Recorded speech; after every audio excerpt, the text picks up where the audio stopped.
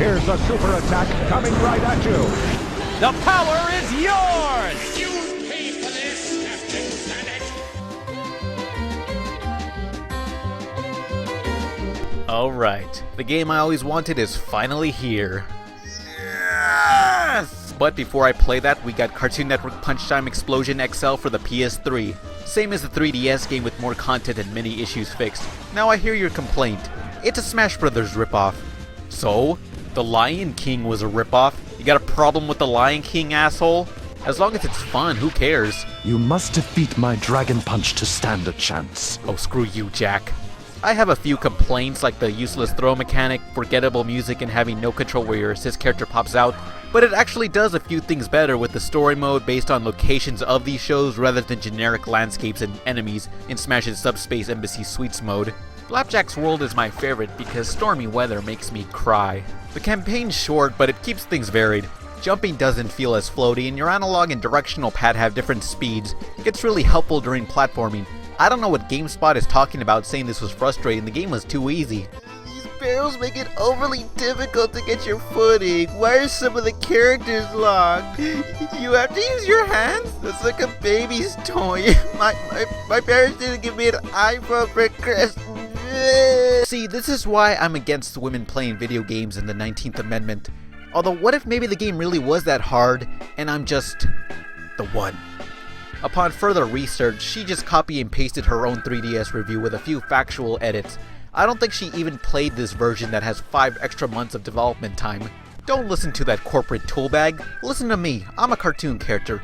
You can trust me with this game and your fairly legal daughter. Okay, so here we have a box, and I don't know what the hell that thing is, but here's the games box. That stuff, that's not important. What is important is the games box. All your favorite Cartoon Network characters in one epic brawler. Whoa, I thought this was America here. Who are these people to tell me what my favorite cartoons are? There's no current characters that still run on the channel outside Ben 10, and certain classics are missing, which could be a licensing issue. I'm satisfied with the roster for our first game.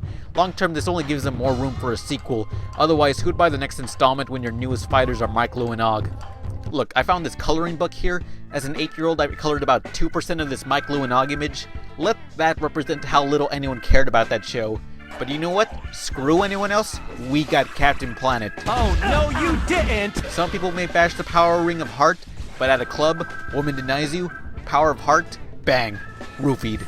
4 more years of Hangover sequels.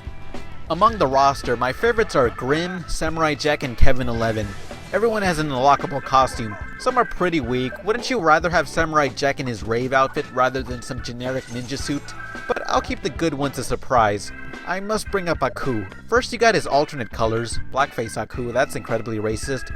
And here's his costume. What is this thing? TV clips are also unlockable, but a few end too abruptly or feel pointless. Still, there are plenty of classic moments.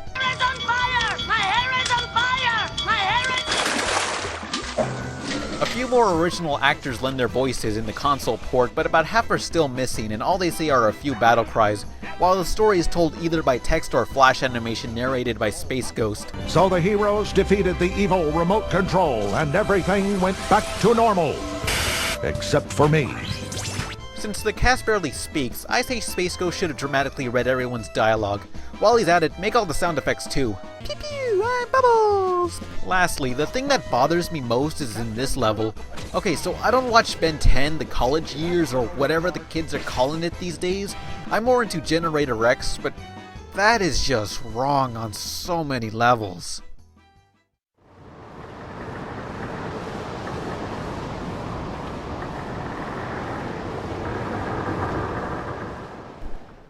The fucking things are showing kids these days.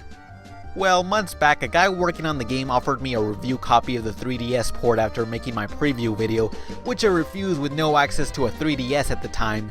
Now that got me thinking, I'm a legitimate journalist now. Time to kill a drifter. Sure, I didn't get my free game, but I thought, maybe they'll contact me again for the console port set to release 5 months later. They didn't.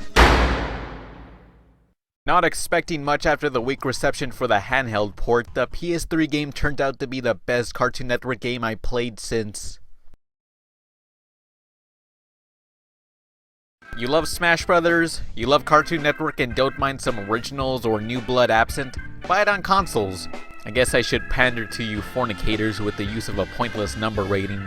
So out of 10, I give this a 7.537453333, repeating of 5 times better than Call of Duty, because that's the lowest point a game can get according to the internet.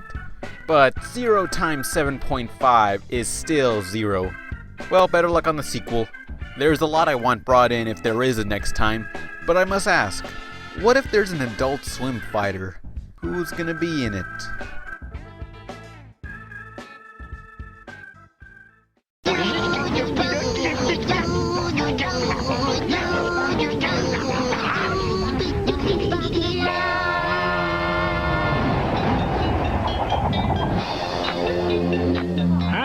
I'm Eustace, and this is my wife Muriel. And welcome to Cartoon Fridays. Okay, announcer, let's go.